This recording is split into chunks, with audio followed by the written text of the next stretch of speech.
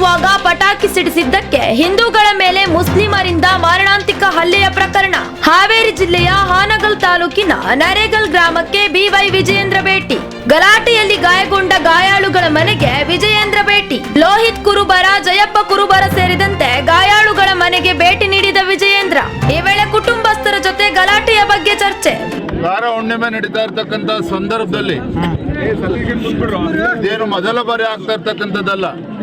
ಈ ಭಾಗದಲ್ಲಿ ಹಿಂದೂಗಳು ಬಹಳ ಶ್ರದ್ಧೆಯಿಂದ ಸಂಭ್ರಮದಿಂದ ಕಾರ ಹುಣ್ಣಿಮೆ ನಡೆಸ್ತಕ್ಕಂಥ ಸಂದರ್ಭದಲ್ಲಿ ಹೋರಿಯನ್ನ ಬೆದರಿಸ್ತಾರೆ. ಹೋರಿಯನ್ನ ಬೆದರಿಸೋದಕ್ಕೆ ಪಟಾಕಿ ಸಿಡಿಸಿದ್ರು ಅನ್ನೋ ಒಂದೇ ಒಂದು ಕಾರಣಕ್ಕೆ ಇವತ್ತು ನಮ್ಮ ಹಾಲು ಮತಸ್ಥ ಸಮಾಜಕ್ಕೆ ಸೇರಿರ್ತಕ್ಕಂಥ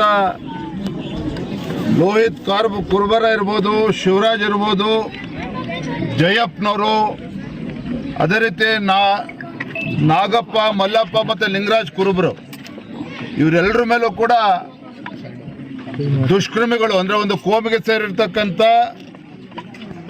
ಏನು ದೇಶದ್ರೋಹಿಗಳಿದ್ದಾರೆ, ಮಾರಣಾಂತಿಕ ಹಲ್ಲೆಯನ್ನು ಕೂಡ ನಡೆಸಿದ್ದಾರೆ. ಇವತ್ತು ಹುಬ್ಳಿನಲ್ಲಿ ಕಿಮ್ಸ್ ಆಸ್ಪತ್ರೆಯಲ್ಲೂ ಕೂಡ 3 ಜನ ಅಡ್ಮಿಟ್ ಆಗಿದ್ದಾರೆ. ಹಾವೇರಿ ಆಸ್ಪತ್ರೆಯಲ್ಲೂ ಕೂಡ 3 ಜನ ಅಡ್ಮಿಟ್ ಆಗಿದ್ದಾರೆ. ಒಟ್ಟಾರೆಯಾಗಿ ಹೇಳೋದಾದ್ರೆ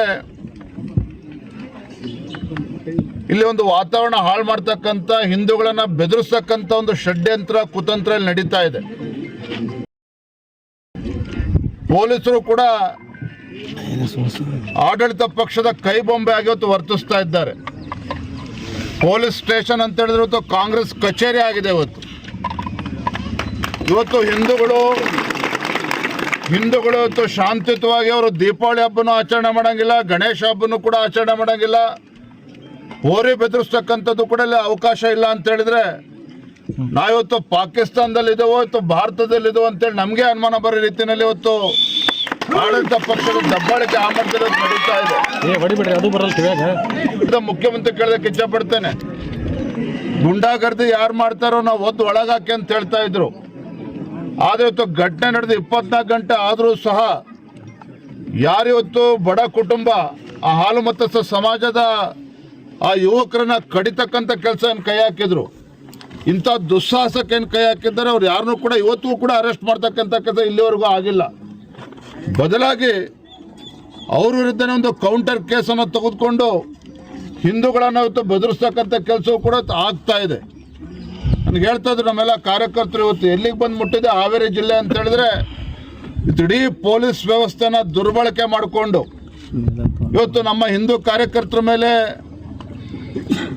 ಅನಾವಶ್ಯಕವಾಗಿ ಕೇಸ್ಗಳನ್ನು ಹಾಕೋದಷ್ಟೇ ಅಲ್ಲ, ಗೋರಕ್ಷಕರ ಮೇಲೂ ಕೂಡ ಯಾರು ಗೋರಕ್ಷಣೆನ ಮಾಡ್ತಾರೆ, ಹರೀಶ್ ಇರ್ಬೋದು ಅಥವಾ ಹಿಂದೂ ಕಾರ್ಯಕರ್ತಗಳೇನಿದ್ದಾರೆ, ಬಜರಂಗ್ ದಳ ಕಾರ್ಯಕರ್ತರೇನಿದ್ದಾರೆ, ಅವರನ್ನು ಕೂಡ ಅವರ ಕುಟುಂಬದ ಸದಸ್ಯರನ್ನು ಕೂಡ ಬೆದರಿಸುವಂಥ ಕೆಲಸ ಇವತ್ತು ಆಗ್ತಾ ಇರುವಂಥದ್ದು.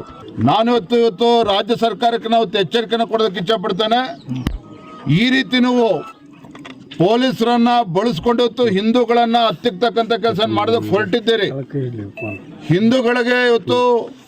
ಹಿಂದೂಗಳ ಮೇಲೆ ಇವತ್ತು ಮಾರಣಾಂತಿಕ ಹಲ್ಲೆ ಆದರೂ ಕೂಡ ಇವತ್ತು ಮೀನಾಮೇಷ ಮಾಡ್ತೀರಿ, ಇವತ್ತು ಅವ್ರನ್ನ ಅರೆಸ್ಟ್ ಮಾಡೋದಿಲ್ಲ ಅಂತ ಹೇಳಿದ್ರೆ ಬಹುಶಃ ಸ್ಥಳೀಯ ಶಾಸಕರು ಬಂದಿಲ್ಲ ಅಂತ ಅನ್ಕೊಳ್ತೇನೆ. ಈ ರೀತಿ ಇವತ್ತು ಗುಂಡಾಗರ್ದಿ ಆಡಳಿತ ಪಕ್ಷದಲ್ಲಿರ್ತಕ್ಕಂಥ ಶಾಸಕರುಗಳು ಇವತ್ತು ಗುಂಡಾಗರ್ದಿಗೆ ಇಳಿದಿರ್ತಕ್ಕಂಥದ್ದು ನಾಚಿಕೆಗೇಡಿನ ಸಂಗತಿ. ನಾನಿವತ್ತು ಆಗ್ರಹ ಪಡಿಸ್ತಾ ಇದ್ದೇನೆ, ಇವತ್ತು ತಡ ಮಾಡ್ದೇನೆ ಯಾರಿವತ್ತು ಈ ಬಡ ಕುರುಬ ಸಮಾಜದ ಹಾಲು ಮತ್ತು ಸಮಾಜದ ಮೇಲೆ ಮಾರಣಾಂತಿಕ ಹಲ್ಲೆ ಮಾಡಿದ್ದಾರೆ, ಇವರನ್ನ ತತ್ಕ್ಷಣ ಅರೆಸ್ಟ್ ಮಾಡದೆ ಹೋದರೆ ಜನರ ಇವತ್ತು ಬೀದಿಗಿಳಿದು ಕುಡುಗೋಲು ಕಲ್ಲಿ ತಗೊಳ್ತಕ್ಕಂಥ ಪರಿಸ್ಥಿತಿ ನಿರ್ಮಾಣ ಆದರೆ ಅದಕ್ಕೆ ಪೊಲೀಸ್ ವ್ಯವಸ್ಥೆನೇ ಕಾರಣ ಆಗ್ತದೆ.